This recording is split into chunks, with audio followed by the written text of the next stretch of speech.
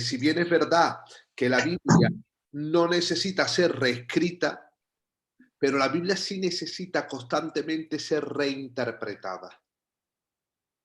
Porque Dios nos habla hoy a través de la Biblia, pero nos habla en un lenguaje del ayer, en unas circunstancias que se dieron en el texto sagrado, en un momento, en tiempo, espacio. Y solamente cuando nosotros somos capaces de interpretar la Biblia como Jesús interpretó el Antiguo Testamento, escrito 1500 años en el caso de Moisés antes que él, es cuando ahí vemos la vigencia de la palabra de Dios. Si nosotros nos dedicamos a estudiar la Biblia como un simple libro histórico, su contexto histórico, lo que significan sus palabras, y no somos capaces de contextualizarla, pues la Biblia no es palabra. Entonces la Biblia, por consiguiente, no es palabra de Dios. La Biblia es un libro de historia. Es a partir de una interpretación del texto bíblico desde donde nosotros podemos contextualizar el texto bíblico y decir qué nos está diciendo la Biblia hoy. ¿Cuáles son sus principios morales? ¿Cuál es el mensaje de Dios? ¿Cuál es la verdad de Dios? Y esto es sumamente importante que ustedes lo entiendan. La verdad concerniente al Dios Padre, Dios Hijo y Dios Espíritu Santo, el plan de salvación y el propósito de Dios con el hombre, no hay otra revelación que la Biblia. Como nosotros lo podemos vivir es aparte. Que el Espíritu Santo actualmente nos hable es aparte, pero el Espíritu Santo no habla nada nuevo. El Espíritu Santo nos revela, nos revela lo revelado, nos muestra lo revelado. Y lo que hace el Espíritu Santo que nos guía a la verdad en pleno siglo XXI, siendo el logo, el texto bíblico, la fuente desde donde el Espíritu Santo nos enseña. Porque Jesús dijo que cuando llegara el Espíritu Santo, que es el Espíritu de verdad, Él os guiará a toda la verdad y no hablará por su cuenta. Entonces ahora, dicho esto, os voy a decir cómo son las herramientas que nosotros como estudiantes de las escrituras, voy a quitar el término teólogo, teóloga, porque esos términos igual suenan muy raros y se le da una pomposidad muy grande. Yendo a lo práctico, cómo nosotros ya sabemos que la Biblia es la palabra de Dios. Amén. Plenaria y verbal inspirada por Dios. Amén. Bien, ahora, ¿cómo nosotros abordamos nuestros estudios de la palabra de Dios? Entonces, pues de eso trata hoy la asignatura que vamos a estar, perdonad que me he equivocado, la asignatura que vamos la parte de la asignatura que vamos a compartir. Es decir, el inicio del estudio de la Biblia. Vamos a ver cuáles son las herramientas que nosotros necesitamos para estudiar la Biblia. Hay un párrafo bíblico, ustedes recuerdan el párrafo bíblico cuando hay un eunuco de Etiopía que va a Jerusalén y en su regreso a Jerusalén comenzó a leer el libro de Isaías y que el Espíritu Santo raptó a Felipe y lo llevó al desierto con el etíope. Dice la Biblia que cuando Felipe va caminando, se acerca al carro y le pregunta a aquel etíope, ¿entiendes lo que lees? Y el etíope le dijo, ¿cómo voy a entender si nadie me lo explica? Y lo que estaba leyendo era el rollo del libro de Isaías. Entonces, cuando abrió el capítulo 53, Felipe comenzó a interpretarle y le empezó a decir que aquel del quien estaba hablando como cordero fue llevado al matadero, no abrió su boca, por sus llagas fuimos sanos. Con todo esto Jehová quiso afligirlo, como raíz de tierra seca que no ha perdido su vigor. Entonces, Felipe le interpreta el Isaías 53 y es cuando le presenta a Cristo. en el libro de Isaías. Y dice que pasando por un lugar donde había agua, le dijo Felipe que si quería, le dijo, yo quiero bautizarme. Y le dijo Felipe, ¿y quién lo impide? Y cogió y lo bautizó. Entonces, la Biblia, tener en cuenta algo, que la Biblia es el único libro que el autor habla. Y que del libro de la Biblia necesitamos tener la iluminación del Espíritu Santo, porque si no, no somos capaces de verla. Es decir, por más que radie la luz del sol, si tú tienes la ventana de tu casa cerrada, la luz no entra. Por lo tanto, necesitamos la revelación de Dios, que es la Biblia. Sí, pero también necesitamos la acción del Espíritu Santo para que corra el velo de nuestro entendimiento. Amén.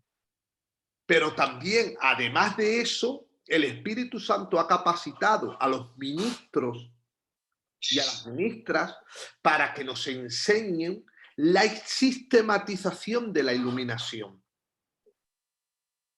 Nosotros la doctrina cristiana no es el resultado ¡plin! Ahora. No os olvidéis que la Biblia se cerró hace aproximadamente 1900 años con Juan, pero desde ahí ha venido un devenir de teología. ¿Por qué? Porque ha sido la acción del Espíritu Santo iluminando a la cristiandad para que tengamos una doctrina clara en cuanto a que la Biblia es inspirada, plenaria y verbal. Fue la iluminación del Espíritu Santo con la que los padres posapostólicos rebatieron a Marción, pero también después rebatieron a las doctrinas gnósticas, pero después rebatieron a los arrianos. Y así sucesivamente, la doctrina cristiana nos llega y ahora yo os voy a decir cuáles son los materiales que disponemos y que tenemos que saber utilizarlo para que nosotros no comencemos de cero. Nosotros no comenzamos de cero a interpretar las Escrituras.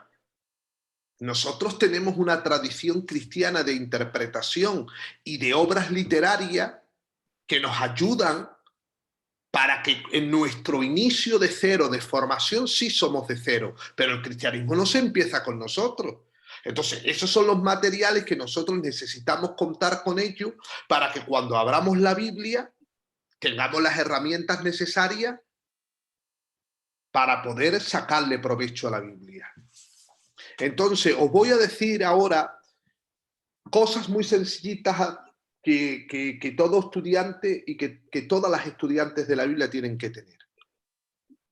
Bien, el hábito de estudiar la Biblia, esto es fundamental. Primero y principal, la Biblia exige por parte de Dios que nosotros dediquemos tiempo al estudio de la palabra.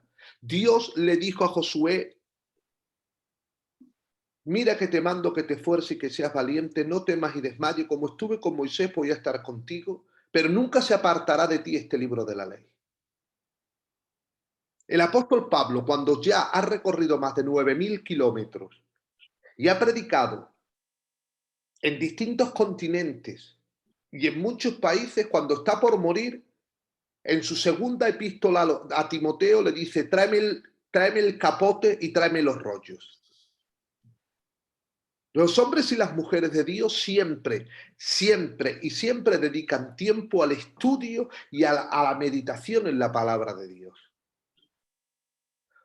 Por eso es importante que nosotros tengamos un tiempo como hábito.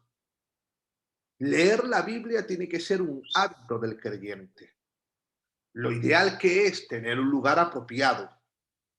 Ahora, esto sí es importante. Nosotros podemos leer todos los días 3 capítulos de la Biblia, 4 capítulos, y al año la hemos leído al completo. Y es válido ese plan. Pero verdaderamente el conocimiento de las Escrituras nos viene cuando nosotros estamos en un sistema apropiado de búsqueda y de formación bíblica. Porque probablemente si yo le pregunto ahora mismo a Javi cuántas predicaciones ha escuchado, pues Javi me podrá decir que lleva 20 años, 25 años escuchando predicaciones. Pero eso no tiene un plan, eso forma parte de la vida devocional y que sin duda ha alimentado su carácter cristiano, su vida cristiana. Pero sí puedo decir que si Javi comienza, como ahora ha comenzado un estudio sistematizado, cuando pasen 4 años tendrá una formación bíblica. Es malo escuchar una predicación, no todo lo contrario, hay que escuchar una predicación. Pero ir a la iglesia, escuchar una predicación no es suficiente. ¿Por qué? Porque realmente la palabra de Dios, el Espíritu Santo, después de escuchar esa predicación, donde los pastores, las pastoras, los ministros de Cristo nos ministran, y gloria a Dios porque están esos ministerios, pero también el Espíritu Santo quiere tratar con nosotros. Y quiere que nosotros tengamos la madurez para abrir las escrituras y que Dios a nosotros nos hable y que nosotros también como sacerdotes podamos ministrar a otras personas. Es indisoluble vivir una vida cristiana y leer la Biblia, no se pueden separar. Un cristiano es una persona que ama a Dios, que adora a Dios, que ora y que lee la Biblia. Muy importante, la concentración. Es decir, es preferible dedicar 3 veces en semana de manera concentrada 1 hora al estudio, 3 veces en semana 1 hora cada vez que te pones, que estudiar muchas horas disperso. Preparar nuestros corazones para decir, no, este es mi tiempo, donde yo este tiempo lo dedico a buscar a Dios. Observación sumamente importante, meditación. Esto es muy importante. La Biblia no se tiene que memorizar. La Biblia se tiene que meditar. Hay una palabra que se llama rumear, que es el proceso digestivo que usan las vacas.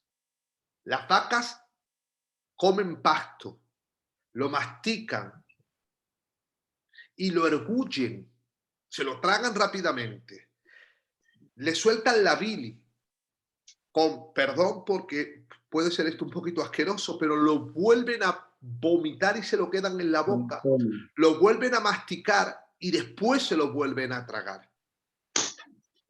Pues exactamente igual es constantemente lo que nosotros tenemos que hacer con la palabra de Dios. La palabra de Dios no solamente se memoriza 22, 24, 28, 33, 00, 26. No, no. La palabra de Dios se estudia, se lee, se le deja reposar. Después la vuelves a sacar, la analizas, dejas que el Espíritu Santo te ministre, dejas que el Espíritu, dice la Biblia que el Espíritu Santo, que María guardaba todas las palabras que Jesús decía en su corazón.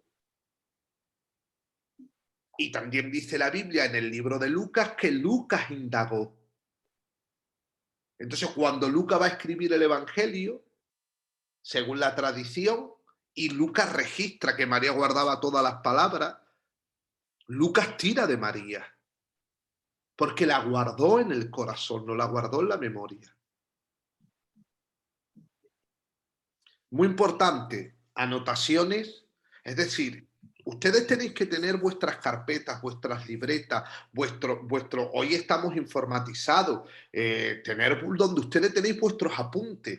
Ahora que estáis estudiando esta asignatura, una carpeta donde todos los trabajos que presentéis, tenerlos en Word, apuntar todos los trabajos que tengáis. ¿Para qué? Porque después lo vais a necesitar. Cuando no os acordéis de algo, tirad de ello para memorizar. Cuando estéis leyendo, no solamente os limitéis a hacer las 6 definiciones, crearos muchas definiciones, manejar el texto bíblico y fundamental es el repaso.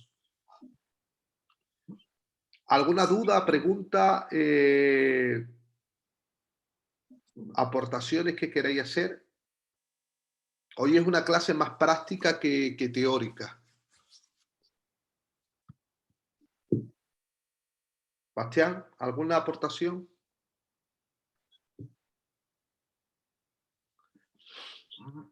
No, hasta ahora yo creo que está todo claro en lo que has explicado. No sé si más adelante hay algo más que... Perfecto, pues seguimos. Bien, ahora voy a explicaros cómo son las herramientas, que se usan a la hora de estudiar la Biblia.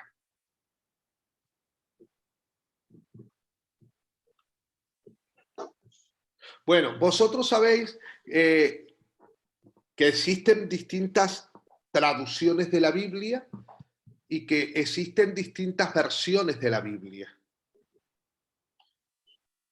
Es decir, la Biblia que se escribió originalmente en griego y en hebreo, pues posteriormente se escribió en latín y así sucesivamente.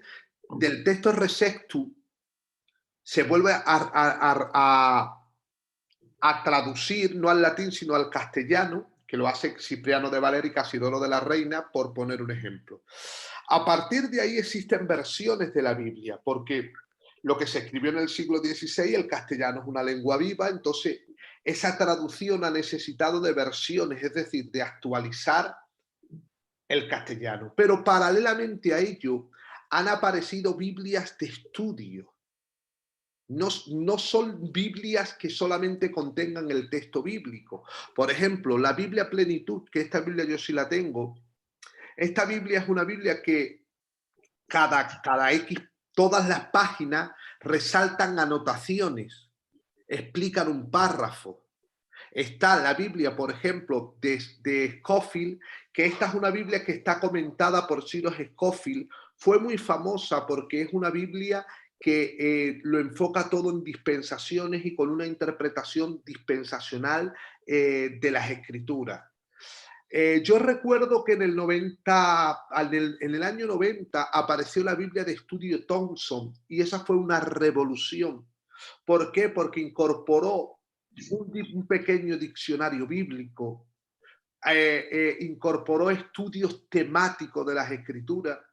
Y yo recuerdo que yo era un chavalillo que tenía entre 15 y 16 años y que yo ya estaba estudiando la Biblia, porque la Biblia siempre ha sido mi pasión y que esa Biblia fue lo no va más. ¿Por qué? Porque teniendo con una sola Biblia, pues ya abrías el texto bíblico y te mandaba a referencia, podías mirar el diccionario y lo que significaba, por ejemplo, Canaán, lo que ustedes están viendo ahora cuando yo digo definan concepto, pues tú te ibas a la Biblia Thompson y la Biblia Thompson tenía concordancia, una pasada. Bueno, pues después, posteriormente, está la Biblia de estudio Matthew Henry, es decir, han cogido una versión de la Biblia y todo el comentario bíblico, un comentarista que fue del siglo XIX, que se llamó Matthew Henry, pues lo han metido en el texto bíblico. También está la de Rirrie y a día de hoy hay cientos de Biblias de estudio. Cuando uno lee Mateo, pues si abres la Biblia Plenitud, por los editores de esa Biblia, pues te dan muchos comentarios, te explican texto. En el caso de Scofield, pues Scofield es el único que la comenta. En el caso de Thompson, los que han editado esa Biblia, que fue en este caso el doctor Thompson, lo que hizo fue crear más que un comentario de la Biblia, poner herramientas auxiliares. Y Rirrie, pues es una Biblia comentada. Esto lo digo para que ustedes sepáis que cuando descarguéis en PDF una Biblia o os compréis una Biblia, que sepáis qué tipo de Biblia os vais a comprar.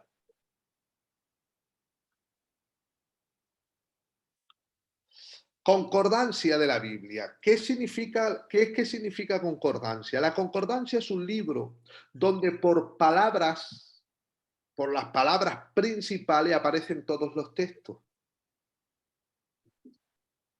Es decir, yo ahora mismo voy a la concordancia y yo quiero ver en la concordancia que es, por ejemplo, la concordancia temática de Holman. Es una concordancia por tema. Yo pongo ahí la palabra amor, y buscas ahí la palabra amor y te aparecen todos los textos o teóricamente los textos principales de la Biblia en relación a la palabra amor. Concordancia exhaustiva de la Biblia, la palabra lo dice, exhaustiva, es decir, amor, todos los textos que en la Biblia contienen amor, ahí te aparecen. Y después, esta es una concordancia sumamente valiosa porque es una concordancia que se llama la concordancia de Strong, pero es para usar las personas que tienen conocimiento del griego. Porque es una concordancia que viene, en vez de venir en castellano, las palabras principales vienen en el griego. Que ahora, al final, vaya a ver cómo se utiliza la concordancia Strong, que lo tengo preparado. Vale, otra de las cosas que nosotros necesitamos cuando estamos Otra de las cosas que nosotros necesitamos cuando estamos estudiando la Biblia son atlas y manuales bíblicos. Este es el de Charles Pfeiffer, yo lo he utilizado cuando estudié en el SEIBI, es un atlas completo de la Biblia, es decir, cuando comencéis a dar el Pentateuco y las otras asignaturas, vais a ver lo importante que es conocer la geografía bíblica para entender la importancia del contexto en el que se desarrolla el texto bíblico. Entonces los atlas pues te ponen imágenes y te ponen in situ en cómo se desarrolló el texto bíblico. Por ejemplo, el niño Jesús, cuando tiene 12 años, María y José lo pierden. ¿Recordáis que él estaba con los escribas? Es que desde Jerusalén a Nazaret había 160 kilómetros. Y ese recorrido no lo hacían las personas solas, era en la fiesta. Y iban miles de personas que ellos todos eran conocidos y familiares.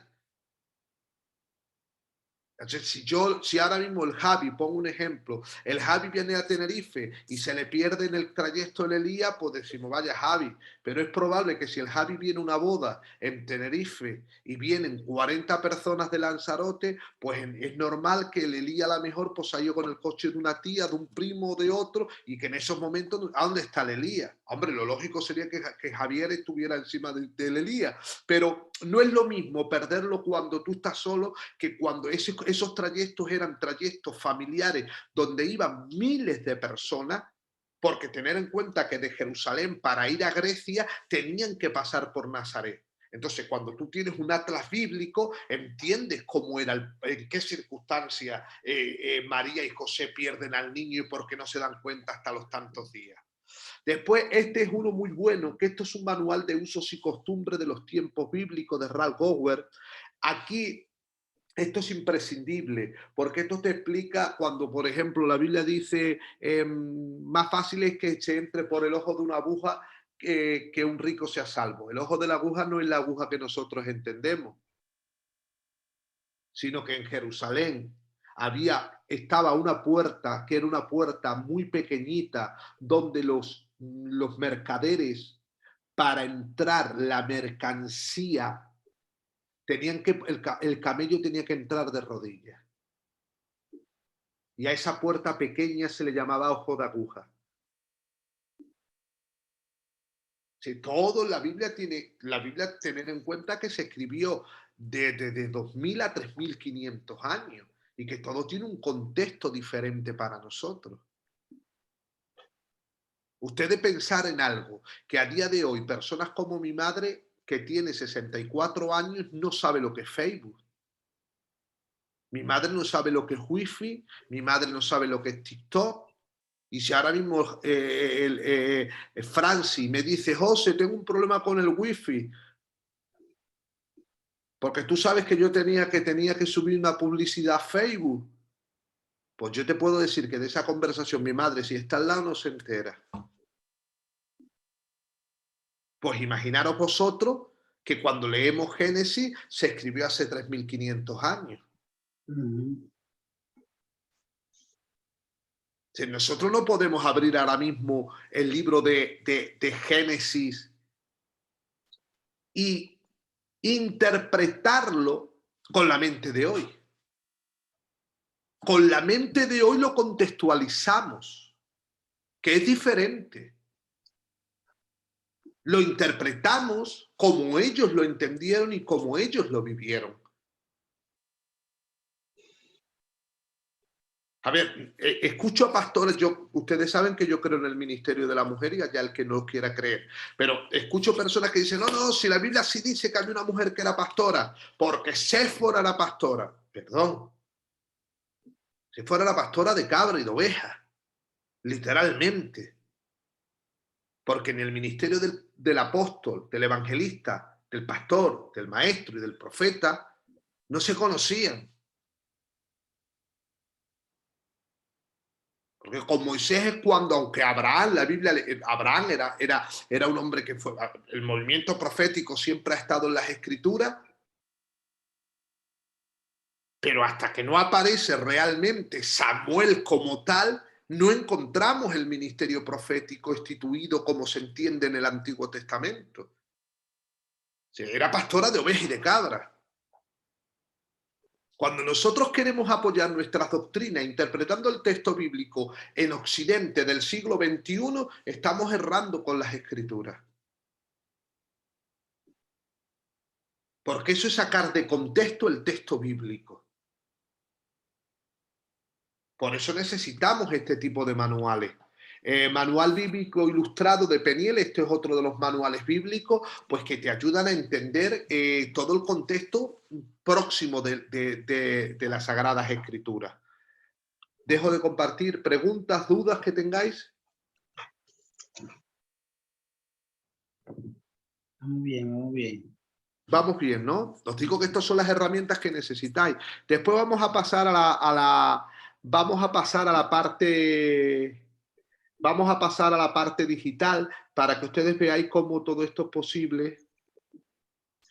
Cómo todo esto es posible a través de hoy ha cambiado todo, el papel se ha convertido digital y hoy es muchísimo más económico y mucho más accesible para todos nosotros. Vale, diccionarios bíblicos. Esto sí es muy, muy importante. ¿Por qué? Porque las palabras, dependiendo en el contexto, el campo de estudio, las palabras tienen ese significado. No es lo mismo decir una vela si yo me muevo en un contexto de aquí de Tenerife, de las Teresitas, donde está la playa, está el puerto y donde hay barco, que de si yo estoy en el hospital, en urgencia, y digo el término vela. Si estoy en el hospital, y Dios nos libre, y estoy en urgencia, pues probablemente el término vela esté asociado a conectar toda la noche en vela, pendiente de algo y no dormir, y en las Teresitas pues está vinculado a la vela de un barco.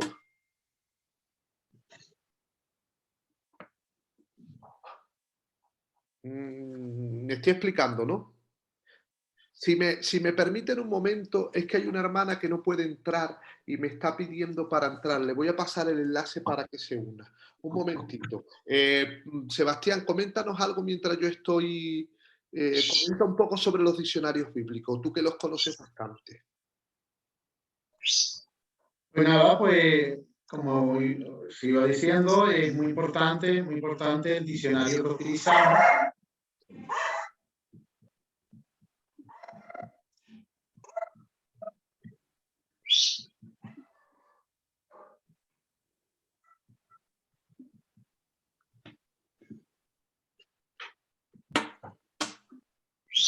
Bueno, continúo yo, no te preocupes, Sebastián, no pasa nada, ya está arreglado. A ver, cuando estamos hablando de diccionarios, aquí aparece uno que lo pueden ver, que se llama Glosario Holman de términos bíblicos. Este es muy importante porque lo que ustedes están haciendo con definiciones de conceptos es un glosario más que un diccionario. Un glosario son definiciones de conceptos que normalmente estos libros son breves y son prácticos. Es decir, cuando yo les digo a ustedes, definan qué es la Septuaginta, yo no les estoy pidiendo un estudio de 4 páginas de la Septuaginta. Lo que sí es que sepan rápidamente decir, la primera versión del hebreo al griego hecha por 70 judíos que se hizo por Ptolomeo IV. Fuera, ya está. Por eso el glosario es pequeñito y es muy fácil de uso. ¿Para qué? Para que cuando ustedes estén leyendo el módulo y vean Septuaginta, rápidamente sepa a qué se está refiriendo el texto, sin entrar en lujo de detalle. Eso se llama glosario. Y como ustedes están definiendo los conceptos, es como se construye un glosario. Por eso es importante que ustedes de cada asignatura terminen con un glosario propio, porque esto es lo que les va a dar a usted dominio, les va a dar a ustedes dominio sobre el tema. Están estudiando introducción a la Biblia. Bueno, pues ya a estas alturas deberían de dominar inspiración, inspiración plenaria, inspiración verbal, inspiración mecánica, iluminación, diccionario bíblico, concordancia bíblica, canon, apócrifo. Estas son palabras que ya cualquier persona que va a la iglesia no la tiene por qué saber.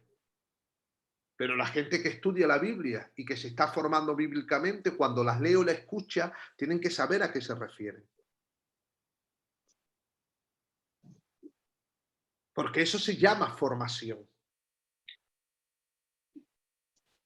Una persona que va a la iglesia, escucha una palabra devocional, perdona, ame, bendiga, está genial. Pero cuando a nosotros nos están diciendo por qué qué es una versión de la Biblia, automáticamente mi glosario cerebral se activa y digo, no, una versión de la Biblia es que se ha hecho una traducción y después esa traducción, como el idioma ha seguido evolucionando, se ha versionado.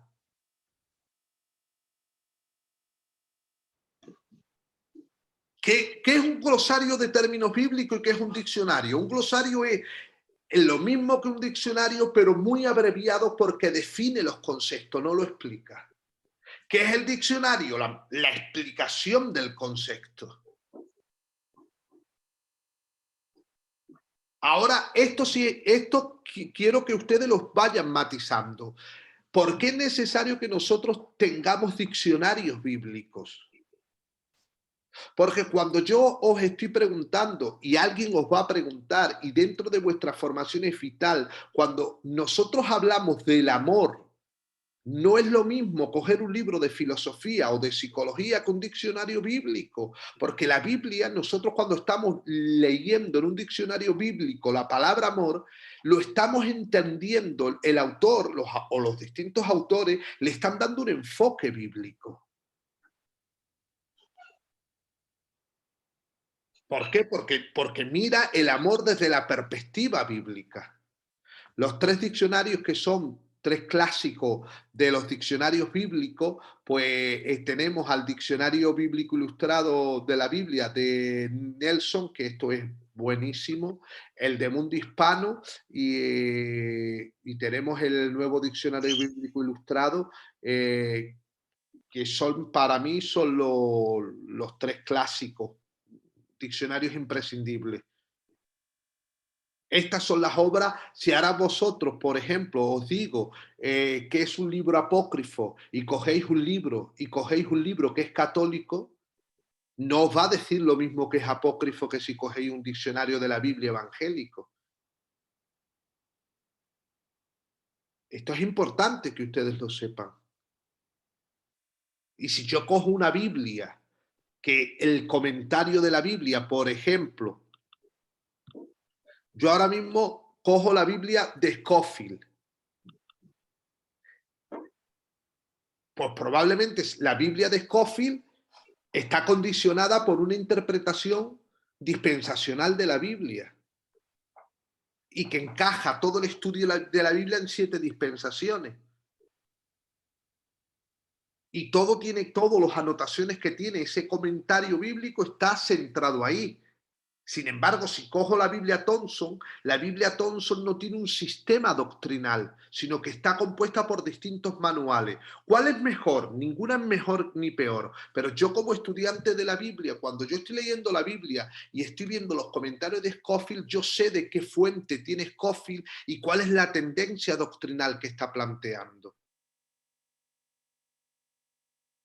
Por eso es importante que nosotros, y ya con el tiempo, ustedes tendrán la madurez intelectual para saber, dependiendo de qué editorial, será el estilo del diccionario.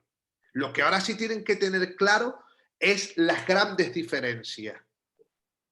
Si nosotros ahora mismo hablamos de unión de Cristo y cogemos un diccionario bíblico de los testigos de Jehová, ese diccionario no va a decir que Jesús es un Dios menor.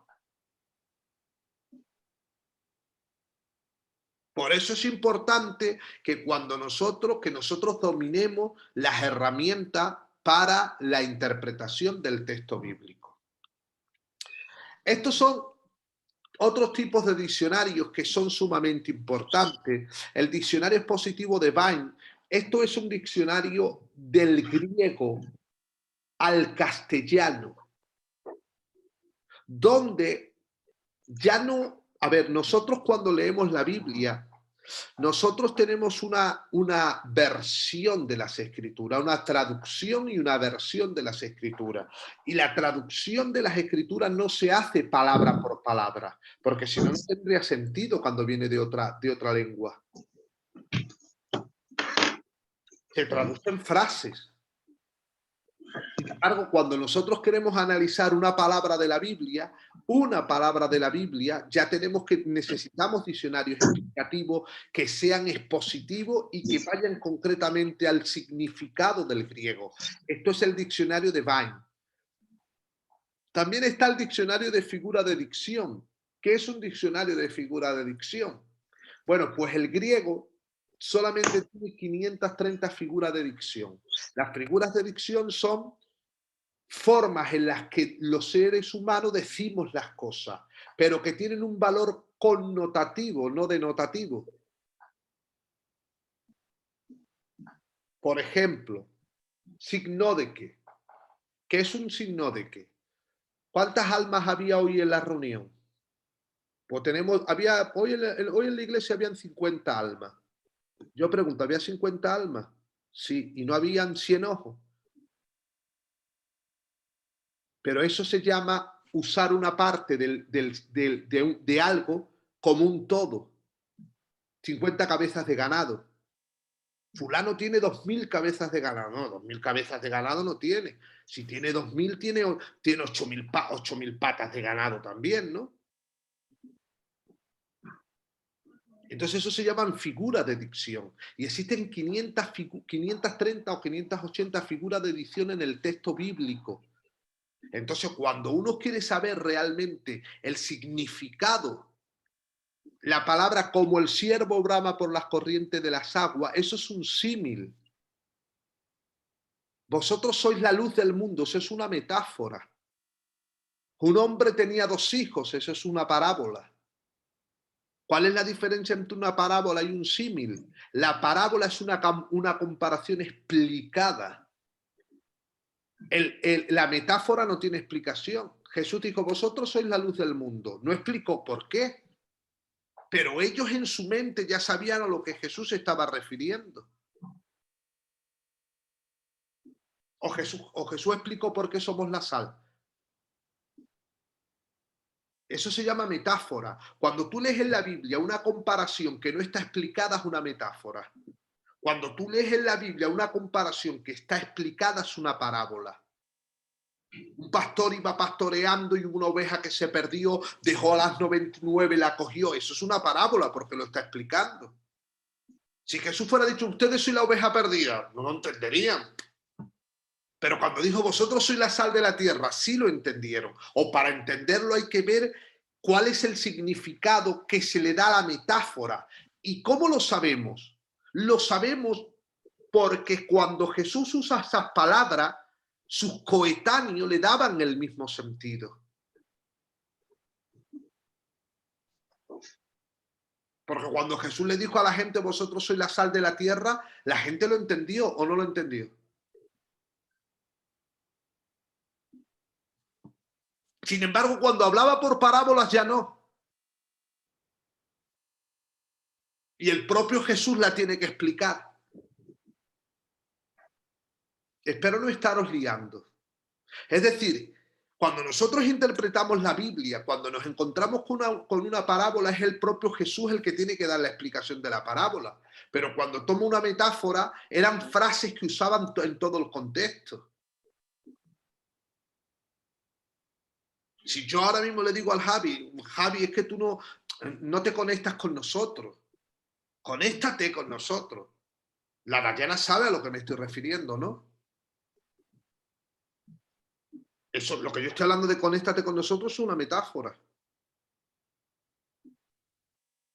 Y si alguien de aquí a 50 años quiere interpretar las palabras que yo he dicho, pues aparece un lenguaje, un diccionario que se llama metáfora y que explica cuáles son las metáforas que nosotros hacemos uso en el siglo XXI. Dayana, tú estás estudiando, tú vas a hacer la EBAU, ¿no? Si tú vas a ir por literatura, ¿tú vas a hacer texto periodístico o texto literario? Pues entonces tú sabes lo que estoy explicando, lo que es una figura de dicción.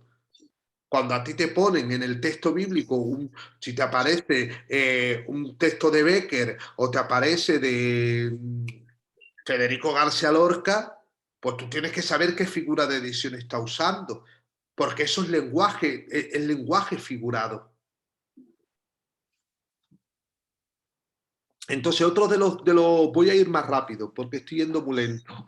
Otro de los diccionarios son diccionarios teológicos, que está, este es el de Francisco La Cueva ilustrado, que es una pasada, y está el de Harrison, que también es otra pasada. Estos son libros que ustedes tienen que tener.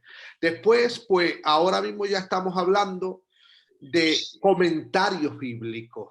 Estos son señores que han dedicado toda su vida, que son exégetas y teólogos, porque una cosa es exégeta y otra cosa es teólogo. Teólogo es el que estudia teología, exégeta es el que estudia el texto bíblico, la teología más bíblica. Entonces estos señores son exégetas, es decir, ellos dominan, en este caso, Alfred Henderson conoce un comentario histórico. Este probablemente sea uno de los grandes expertos de la historia de Israel. Entonces él creó en su momento un comentario histórico donde se ve todo el Antiguo Testamento desde una perspectiva histórica. Matthew Henry ha sido uno de los predicadores o de los comentaristas más aplicativo de la Biblia, más devocional, el que lo lees y te hace llorar. William Barclay, Simon Kistemaker, que esto realmente es de Henderson. Estos son los comentarios más exegéticos del texto bíblico y que mejor explican al texto desde el griego.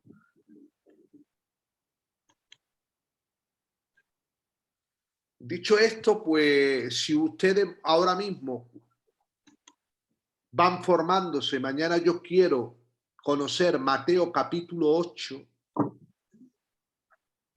pues lo primero que necesito es atlas bíblico para ver cómo es el contexto de Mateo 8, en qué lugar está Cristo, diccionario bíblico para comprender lo que hay y posteriormente por repasar qué dicen los grandes maestros bíblicos y sobre todo orar y dejar que después de todo lo dicho, de examinar el texto bíblico, dejar que el Espíritu Santo arda en mi corazón y me ministre. Lo que no se puede hacer desde la honra a Dios y a su palabra es leer un libro de autoayuda que me compro en la puerta del aeropuerto antes de embarcar o en el McDonald's de cómo te ganas la vida con 4 pasos y creer que con eso estamos dando un estudio de la Biblia y subirnos al púlpito y predicar. ¿Son malos los libros? ¿Cómo te rasca la barriga y te crece la nariz? No, están muy bonitos esos libros. Y yo soy un lector de libros de autoayuda y de todo tipo de literatura. Pero una cosa es la exposición de las Sagradas Escrituras y otra cosa son los libros de autoayuda, de psicología, de trabajo social, de pedagogía, de filosofía. Y cuando nosotros queremos que Dios nos hable, Dios no nos va a hablar a través de los libros de la psicología. Dios nos ha hablado y nos habla a través de su palabra. Y en la interpretación de su palabra y en la búsqueda al Espíritu Santo. Porque está bien, yo leo lo que dice Kistemaker, lo que me puede decir Barclay, lo que dice el diccionario, pero yo quiero que el Espíritu Santo, desde esa interpretación bíblica, me ministre hoy. Amén. Por eso Pablo le dice a Timoteo, traza bien la palabra de verdad. Trázala bien. Es decir, la línea la tienes que hacer recta. Es trazar. Traza bien la palabra de verdad.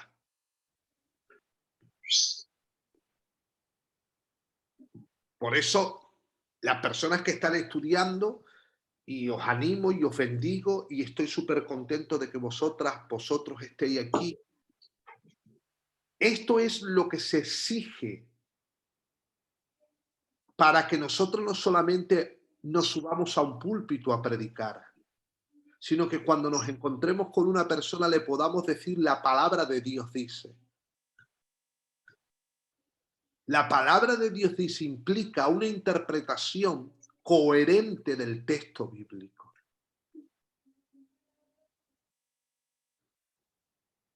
Porque si no, realmente el cristianismo no tendrá razón de existencia actualmente, 21 siglos después. ¿Cómo Martín Lutero provoca una reforma en el siglo XVI? Porque lee la Biblia. Cuando lee, él le llamaba Catalina, igual que su esposa, cuando lee la carta de Gálatas se da por cuenta que somos salvos por gracia y no por bulas papales ni no por obras. Y indagó en la epístola de Gálatas y tiene un comentario a Gálatas. Las reformas de la iglesia no vienen por métodos humanos. Las reformas constantes que la iglesia necesita, la contextualización de la palabra de Dios que el mundo necesita, no va a venir de manos de la psicología. Yo soy doctorando en mi última fase de psicología y yo soy trabajador social. Pero la reforma desde la perspectiva de la palabra de Dios, los principios eternos de Dios, no van a venir de manos del trabajo social, ni de la pedagogía, ni del magisterio. Pueden ser ciencias auxiliares. Que mañana la Dayana sea educadora, maestra, para nosotros va a ser la mayor satisfacción que podamos tener, y que ella viva su proceso de que tenga su grado en magisterio y que después tenga su formación bíblica, pues tendremos personas que tienen técnica, método, que tienen herramientas y que nos va a poder explicar, le va a poder explicar la Biblia a un niño con 5 años como a una persona de 50, genial. Pero cuando abre la Biblia tiene que abrir la Biblia. Y todos los conocimientos que tienen que servir para acompañar la exposición de la palabra de Dios. Porque lo que exhorta, lo que consuela, lo que edifica, lo que redarguye, lo que transforma, lo que es vivo, lo que es eficaz, no son los métodos, es la palabra de Dios. ¿Preguntas, dudas?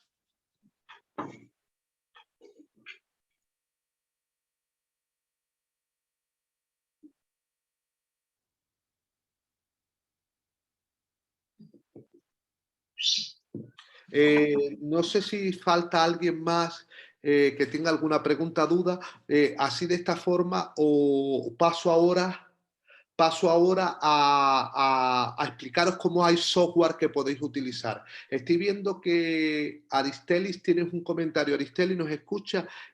No sé si está funcionándote bien. Tenemos un grupo, porque una cosa es la plataforma donde estudiamos, que es la Classroom, y otra cosa son los Zoom. Entonces no sé si te está llegando todo bien. Hola, creo que no, porque de hecho acabo de ver lo de la plataforma que no he podido entrar. Lo que acabas de decir, ahora me acabo de dar cuenta que no es lo mismo, pero siempre solamente he podido entrar a los Zoom, a las clases, que no sé cuál es la diferencia al final. No, las clases son un apoyo. En la plataforma es donde vas a tener el material y es donde